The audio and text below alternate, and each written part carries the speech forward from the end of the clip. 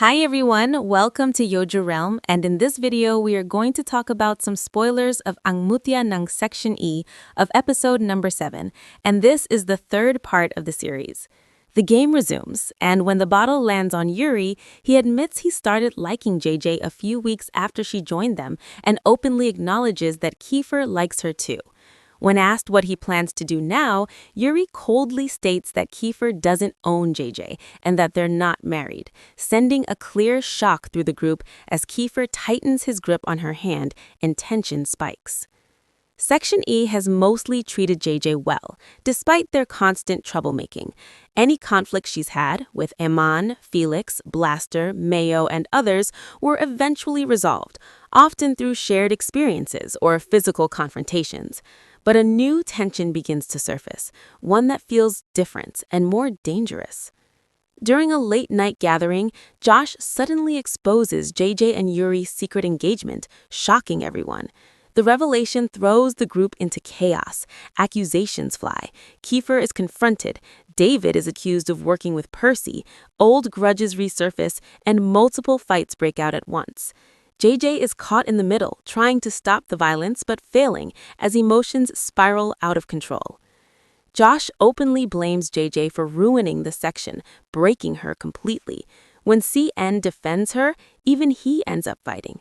Overwhelmed and guilt-stricken, JJ collapses, believing everything is her fault. Sir Alvin arrives just in time to prevent serious consequences, dismissing the incident as a misunderstanding, but ordering everyone to disperse and clean up.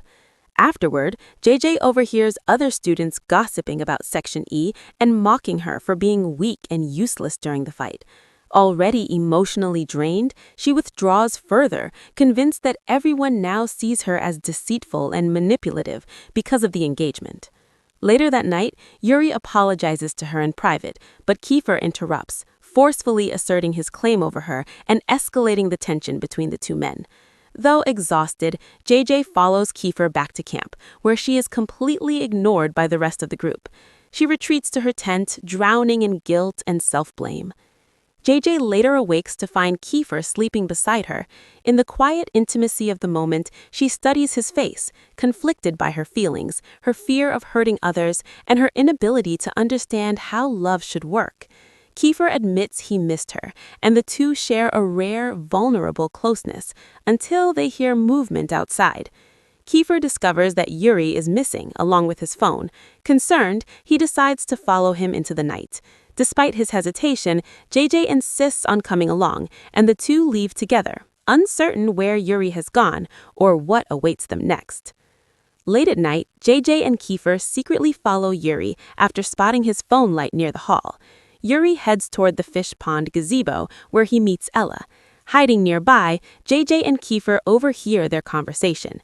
Ella admits she asked Yuri to meet because she wanted to tell him the truth. She never loved Kiefer. She loved Yuri. She reveals that Yuri's mother threatened her family, forcing her to stay away from him. Kiefer already knew this, which explains his past rage toward Yuri. Yuri is devastated, accusing Ella of lying and confronting her for revealing everything so late. He admits how deeply her choices hurt him and how he tried to change himself for her. The confrontation escalates when Aries arrives, enraged to find Ella with Yuri. Ella admits she told Yuri the truth, and Aries realizes she still has unresolved feelings. Overcome with anger and betrayal, Aries punches Yuri. A chaotic fight breaks out. JJ tries to intervene, but Kiefer knocks Aries unconscious. That's it for this part. Thank you so much for watching, and have a nice day.